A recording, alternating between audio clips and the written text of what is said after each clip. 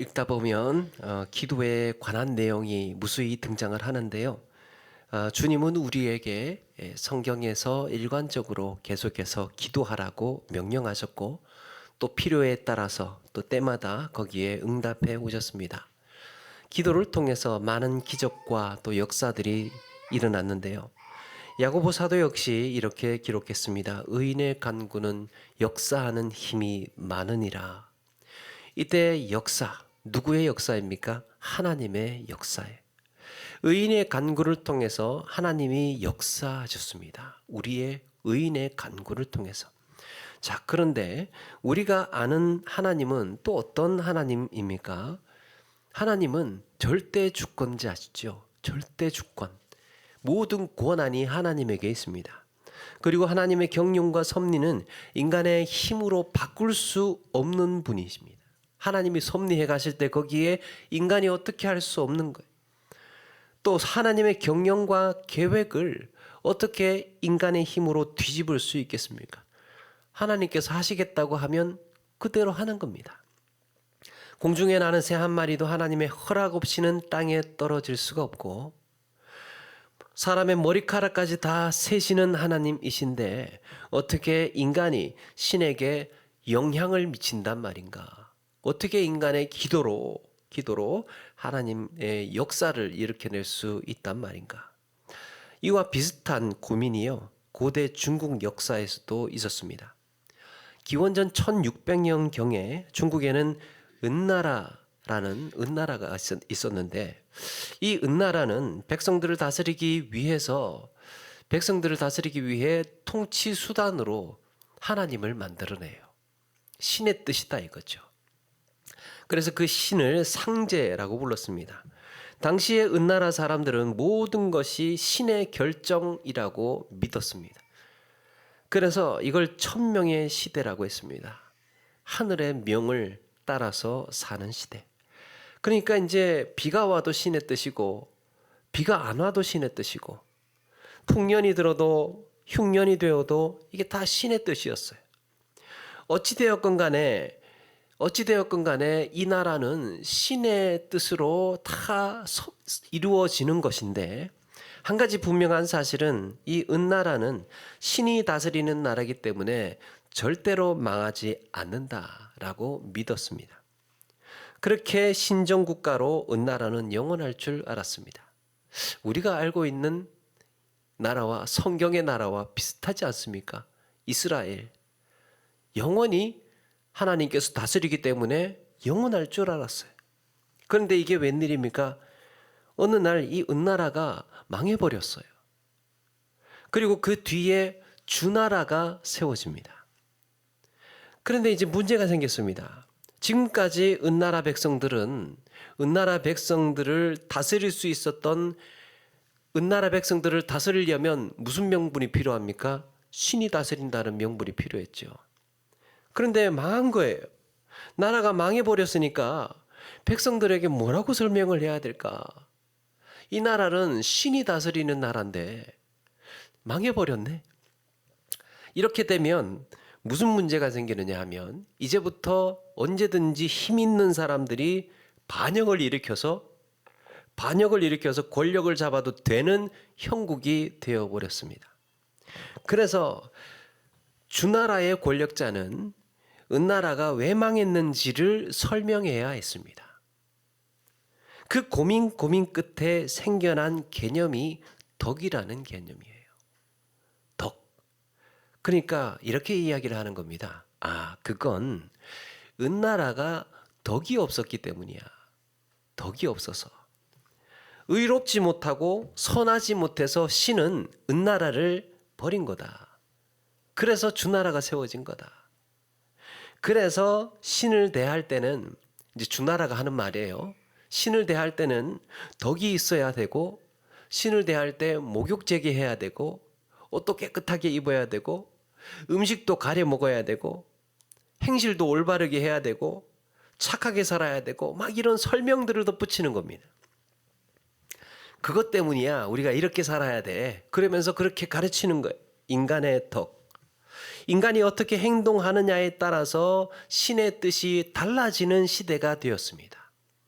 인간의 행동에 따라서 어떻게 하느냐에 따라서 그전에는 인간이 아무리 어떻게 해도 신을 바꿀 수 없었고 신의 뜻을 변경시킬 수 없었는데 이제는 우리가 착하게 살면 우리가 나를 깨끗하게 하면 또 우리가 이 음식도 가려 먹고 선한 행실을 하면 신을 움직일 수 있어. 이렇게 이제 설명을 하게 된 겁니다. 이런 생각이 점차로 발전하면서 그 다음에 세월이 흘러서 진나라에 와서는 이게 더 확대가 됩니다. 법의 시대가 온 거예요. 법의 시대가 도래한 겁니다. 그렇게 해서 인간의 영향력이 차츰차츰 확장되어서 중국의 역사는요, 점차 신이 사라지는 역사로 그렇게 흘러갑니다. 그런데 성경과는 어떻게 다른가? 이게 사람이 하나님을 만들어낸 것이 아니라 하나님이 사람을 먼저 찾아오셨습니다. 사람에게 덕이 있는가 없는가, 몸가짐을 바르게 하는가 아닌가 하는 거에 관계없이 지금도 살아계신 창조주고 주권자요 인격적인 존재라고 말씀합니다. 그럼에도 성경은 사람이 하나님의 뜻에 영향을 끼칠 수 있다고 말씀하고 있습니다. 그런데도 사람이 하나님께 영향을 끼칠 수 있다고요? 자, 이게 어떻게 가능할까? 사람에게 덕이 있어서 신을 움직일 수 있는 게 아니라 사람이 선하고 착해서 신을 움직이는 것이 아니고 하나님의 덕이 사람의 간절한 기도에 응답하시는 겁니다. 하나님의 자비와 긍휼이 스스로 뜻을 돌이키시고 그 백성들을 불쌍히 여기셨던 거예요. 이런 흔적은 성경에서 매우 여러 차례 등장을 합니다. 이사야 38장에 보니까 히스기야 왕이 시름시름 지금 앓고 죽어가고 있습니다. 이사야 선지자도 히스기야 왕에게 이야기를 합니다. 당신 죽을 거니까 정리하고 마음 접고 이제 준비하고 있으라고. 그런데 히스기야는 하나님을 향해서 두 팔을 들고 처절하게 기도를 합니다. 결국에는 하나님께서 응답하셨어요. 내가 네 기도를 들었고 내가 네 수완을 15년을 더 하겠다. 뜻을 정하신 하나님께서 뜻을 바꾸셔서 히스기야의 기도에 응답하신 겁니다. 출애굽한 이스라엘은 모세가 시내산에서 내려오지 않자 산 아래에서 금송아지를 만들어서 숭배하고 있습니다. 그때 하나님은 자기 백성을 진멸하시고 쓸어버리시겠다고 결정하셨어요. 그렇게 작정하셨습니다. 그런데 모세의 기도로 주의 맹렬한 노가 그치고 뜻을 돌이키셨다라고 했습니다.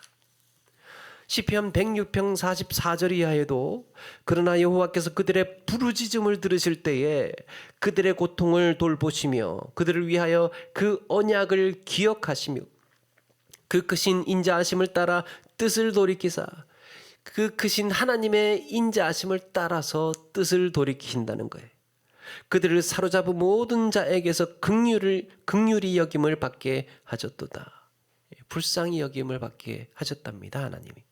하나님께서 뜻을 돌이키신 이유는 그 백성을 향한 인자와 긍휼이었던 겁니다. 그런가 하면 아무리 기도해도 듣지 않으시는 경우가 있습니다. 우리가 아무리 하나님께 부르짖고 간절히 기도해도요, 하나님이 듣지 않으시는 경우가 있어요. 모세가 가나안 땅을 건너기 위해서 그렇게 간절하게 기도했음에도 하나님은 허락하지 않으셨습니다. 아예 오히려 이제 좀 그만해라 라고 막으셨습니다. 다윗이 우리아의 아내와 동침해서 잉태하게 되었을 때 다윗은 그 아들을 살리기 위해서 절박하게 처절하게 기도를 했습니다. 그런데 끝내는 살지 못했죠.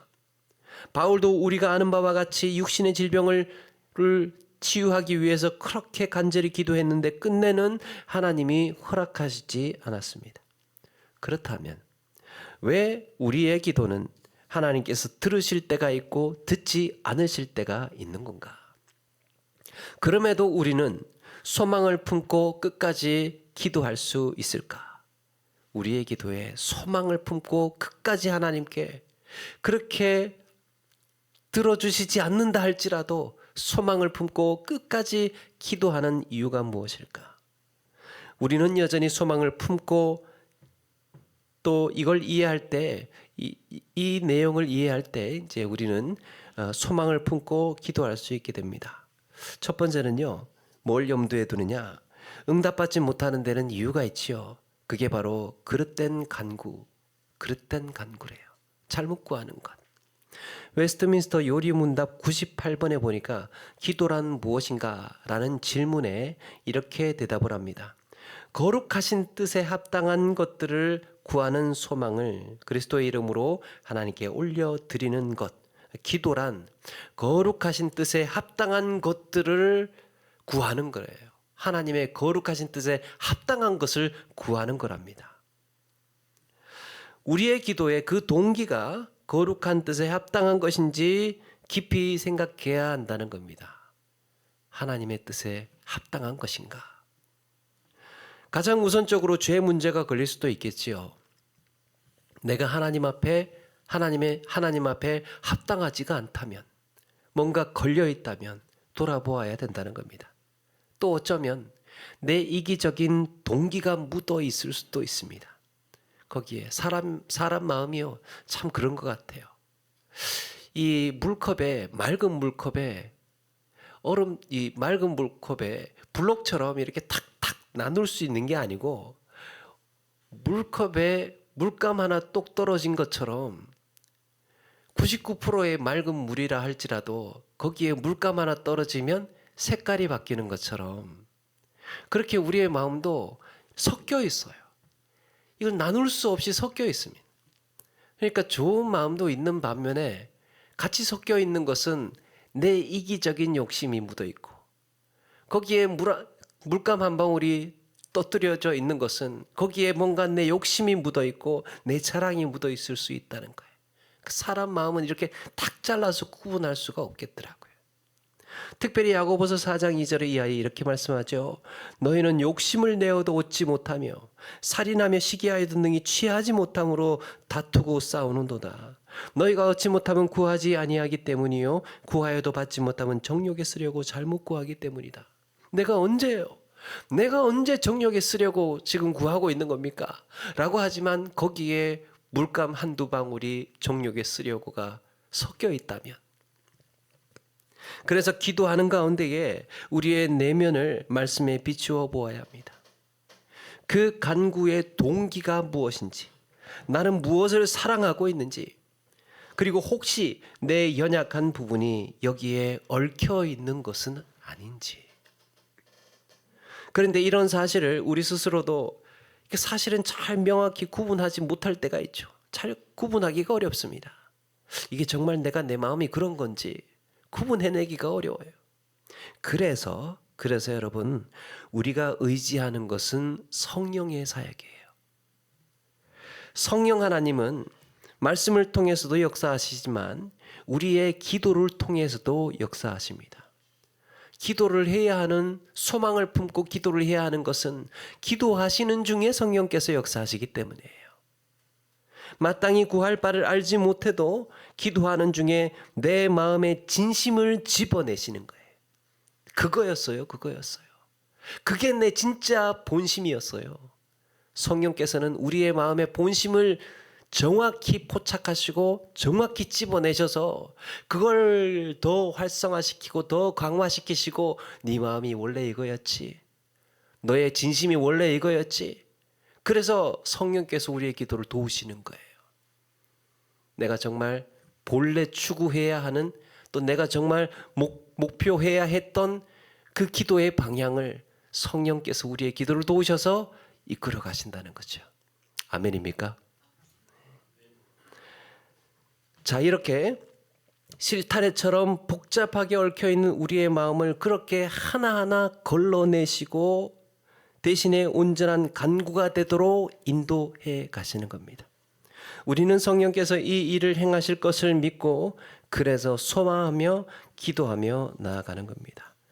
성령님의 사역, 또 성령님께서 우리의 마음을 붙드시고 인도해 가신다는 것을 기억하시고 소망을 품고 기도해 나가시는 우리 모두가 되기를 바랍니다. 두 번째는 응답되지 않을 때는 더 좋은 것을 기대하라. 유다가 망한 후에 선지자 예레미야는 바벨론으로 포로로 잡혀간 이스라엘 백성들에게 편지를 씁니다. 그들에게 전한 내용은, 포로로 잡혀갔는데 그들에게 전한 내용이 뭐라고 하느냐 하면, 앞으로 니들 70년 동안 포로 생활하게 될 거야. 하늘이 캄캄해지죠. 편지를 받아던 이스라엘 백성들은 앞이 캄캄해지는 겁니다. 70년 동안 70년 노예 생활하라는 선언이었습니다. 그러니까 올 생각하지 말고 거기서 집도 짓고 자식도 낳고 밭도 일구면서 농사 지으면서 살아. 70년이야. 느긋하게 마음을 가져. 이런 얘기를 하는 거예요. 그들이 들었을 때는 재앙입니다. 이런 날벼락이 어디 있나. 하나님께서 선지자에게, 예레미야에게 응답하셨다면 이 선지자 예레미야는 빨리 뭔가 조치를 취해 줄 것이고 하나님이 곧 너희를 꺼내 주실 거야, 구해 주실 거야 라고 기대를 했을 텐데 70년이랍니다. 아무리 자신들의 죄로 인해서 징벌을 받는다 하더라도 이건 너무한 거 아니냐. 그래서 한편으로는 서운함이 있지 않겠습니까?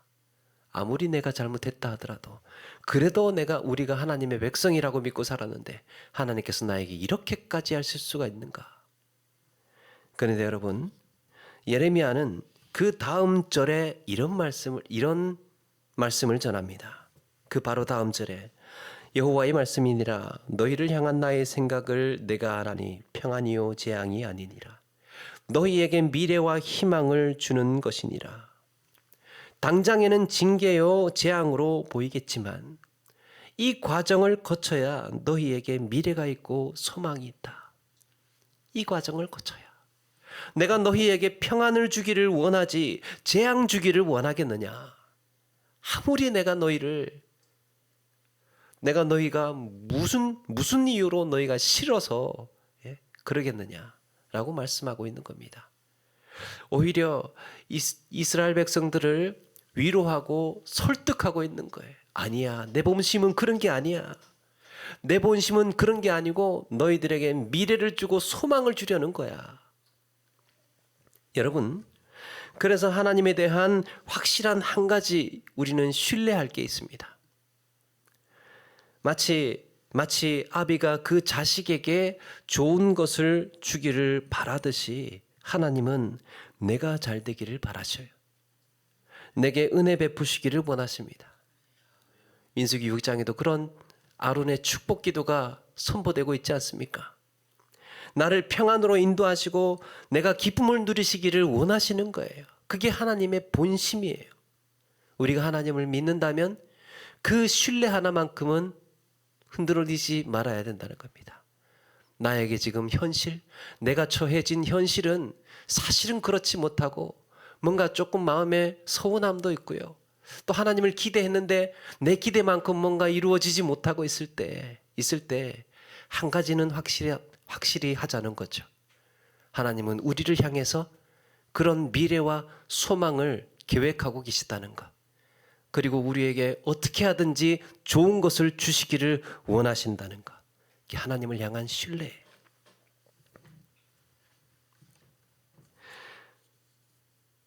그래서 이 거룩하신 하나님의 자녀가 된 우리에게 하나님께서 선한 길로 인도하시지 않겠습니까? 그게 성경 처음에서부터 마지막까지 우리에게 말씀하시고 계시는 하나님의 전제예요. 하나님의 본심이에요.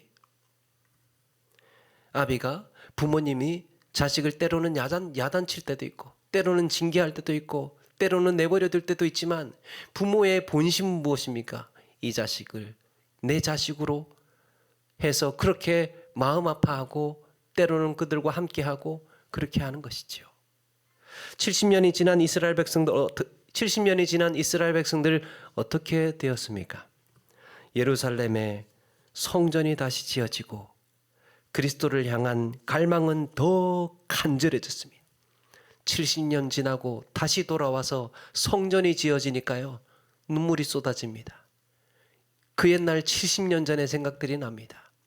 5살, 6살 시절에 바벨론으로 부모님의 손에 잡혀서 할머니, 할아버지의 손에 잡혀서 그렇게 바벨론 강가에 가서 오래오래 한평생을 살았는데 이제 세월이 흘러서 돌아와서 성전이 지어지는 걸 보니까 어머니, 아버지의 무릎에 앉아서 하나님의 말씀을 듣던 그 사람들이 하나님을 더 간절히 사모하게 되었던 거죠.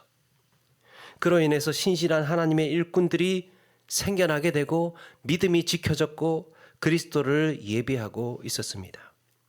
이스라엘 백성들이 기다렸던 나라, 이스라엘 백성들이 사모했던 세상은 어떤 세상입니까? 다윗의 나라예요. 다윗과 같은 위대한 왕이 이 나라를 통치하는 그런 세상이었습니다. 그런데 하나님의 계획은 무엇입니까? 하나님의 나라예요. 하나님께서 이 세상의 주인이 되셔서 우리를 구원하시고 영원한 생명으로 인도하시겠다는 그 더 큰 계획을 가지고 계셨던 겁니다. 그래서 쪼개고 보면 참 고통스럽고 답답하고 힘든 순간순간들이 있는데 이걸 다 겹쳐서 지나고 보니까 하나님의 계획이 그렇게 퍼즐처럼 맞춰지고 이루어져 있었다는 겁니다.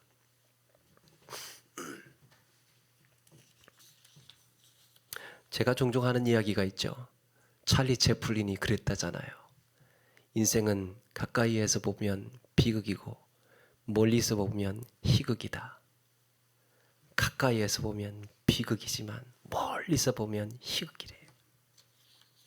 그래서 다윗은 시련이 있을 때나 고난이 찾아올 때 이것을 선으로 바꾸실 하나님을 믿고 평안을 얻었습니다. 하나님은 그러실 분이 아니야. 다윗의 시련과 고난은 우리가 다 알고 있지요. 그럼에도 하나님에 대한 철저한 신뢰가 있었습니다. 하나님은 이것을 나의 삶을 선으로 인도하실 분이다. 하나님은 나를 지키고 붙드실 분이다. 거기에 대한 확실한 신뢰가 있으니까요. 하나님을 믿고 마음의 평안을 얻었다는 거예요. 그리고 오늘 말씀처럼 7절에 주께서 내 마음에 두신 기쁨은 그들의 곡식과 새 포도주가 풍성할 때보다 더하나이다. 그들의 곡식과 새 포도주가 풍성할 때보다 더하나이다. 제가 우리 또 옛날 얘기하기가 좀 민망하지만 자취를 할 때 20kg짜리 쌀을 사다가 갖다 놓으면요 그렇게 마음이 흐뭇하더라고요. 저도 그 연탄 뗄 때가 있었어요. 자취하면서 뗄 때가 있었는데 거기에다가 연탄을 쌓아 놓으면 마음이 흐뭇하더라고요. 죄송합니다. 옛날 얘기해서. 그렇게 마음이 든든했는데 오늘 성경에 보니까 곡식과 포도가 그 해에 풍년이 돼서 창고에 가득하게 쌓였대요. 가득하게 쌓였대요. 얼마나 좋겠습니까? 사람들 마음에 풍년이 들었어. 그런데 마음이 얼마나 좋겠습니까? 그런데 주님께서 내 마음에 주신 기쁨은 이것과는 비교할 수 없을 정도로 다하답니다. 주님께서 나의 마음에 주시는 기쁨이 비교할 수 없을 정도로 더 크다는 거예요. 그만큼 주님 안에 있는 다윗의 마음의 안정감 그리고 평안이 그렇게 컸다는 겁니다. 하나님에 대한 신뢰가 있으니까. 하나님은 나쁜 일도 선한 열매를 맺게 하실 것이다. 나쁜 일도 선한 열매로 맺게 하실 것이다. 하나님은 내 인생에서 더 좋은 것을 예비하고 계신다. 이것이 여러분 소망의 기도예요. 소망이 있는 기도. 하나님의 선하신 인도를 믿고 나아가는 사람이 그 소망을 믿고 기도하는 것입니다. 살아계신 하나님께서 이렇게 소망을 품고 기도하는 자의 기도를 하나님께서 다 들으시고 선한 길로 인도해 주실 줄로 믿습니다. 세 번째는 우리는 응답받지 못한 그리스도의 기도를 기억해야 합니다. 조금 생소하죠. 응답받지 못한 그리스도의 기도. 우리가 기도에서 소망을 품을 수 있는 이유는 예수님의 기도 때문이에요. 예수님의 기도. 이게 무슨 말이냐? 여러분, 예수님께서 십자가의 고난을 앞두고 겟세마네 동산에서 기도하실 때에 예수님은 어쩌면 예수님 생애에 지금까지 예수님의 기도에서 가장 간절한 기도를 드렸을 겁니다. 그렇겠죠? 겟세마네 기도가 예수님께서 지금까지 정말 다 간절한 기도였겠지만 겟세마네에서 십자가의 고난을 앞두고 하신 기도가 그 어떤 기도보다 더 절박하고 더 간절했을 것입니다. 그래서 할 수만 있다면 이 잔을 내게서 지나가게 하옵소서. 그런데 여러분, 그 기도가 허용이 되지 않았어요. 그리고 그날이에요. 해가 뜨고 십자가에 못 박히셨는데 그 순간에도 나의 하나님 어찌하여 나를 버리셨나이까? 아버지를 찾았지만 끝내 하나님은 응답하지 않으셨습니다. 이에 대해서 누군가 의문을 품었어요. 여러분, 이게 이상하지 않습니까?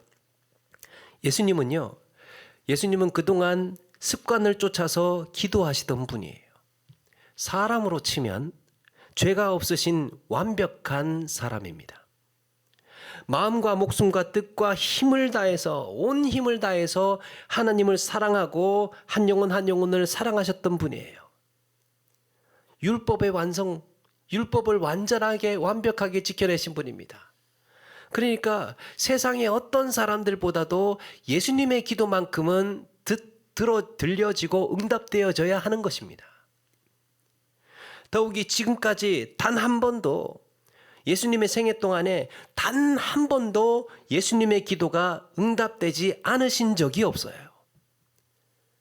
지금까지 단 한 번도 예수님의 기도가 안 드려진 적이 없습니다. 예수님의 기도에 오병이의 기적이 일어났고요. 예수님의 기도에 귀신들이 떠나갔고 예수님께서 기도하실 때마다 수많은 병자들이 치유가 되었습니다. 그런데 왜 하필 가장 응답이 필요했던 마지막 순간에, 왜 하필 가장 절박하고 가장 기도의 응답이 필요했던 마지막 순간에 예수님의 기도는 외면당하셨을까? 그 어느 때보다도 급박하고 응답이 필요했던 순간에 왜 하나님은 침묵하셨던 걸까? 여러분, 이게 우리에게 복음이에요. 죄인의 기도에 응답하지 않으시는 건 당연합니다. 우리의 기도에 응답하지 않으시는 건 당연해요. 하나님은 그러실 책임이 없으신 분이에요. 우리가 아무리 기도해도 우리 기도에 응답하지 않으셔도 되는 분입니다. 그런데 하나님은 우리에게나 합당한 처분을, 우리에게나 하실 법한 처분을 예수님께 내리셨습니다. 사람에게 내리셔야 할 징벌을 주님께 내리셨습니다. 사람에게 하셔야 할 응답하지 않음을 예수님께 하셨던 거예요. 그 때문에 예수님의 기도는 죄인의 기도처럼 거절당하셨고 대신에 우리는 응답받는 기도를 드릴 수 있게 되었습니다. 이것을 본 미리 본 선지자의 탄식이 이렇게 말씀합니다. 이사야서 53장 7절에 그가 곤욕을 당하여 괴로울 때도 그의 입을 열지 아니하였으며 마치 도수장으로 끌려가는 어린 양과 털 깎는 자 앞에서 잠잠한 양같이 그의 입을 열지 아니하였도다. 저는 이 말씀을 묵상하다가 참 새로운 느낌으로 다가왔습니다. 평소에는 잘 생각하지 못했던 부분, 그의 입을 열지 아니하였으며 그의 입을 열지 아니하였도다. 반복.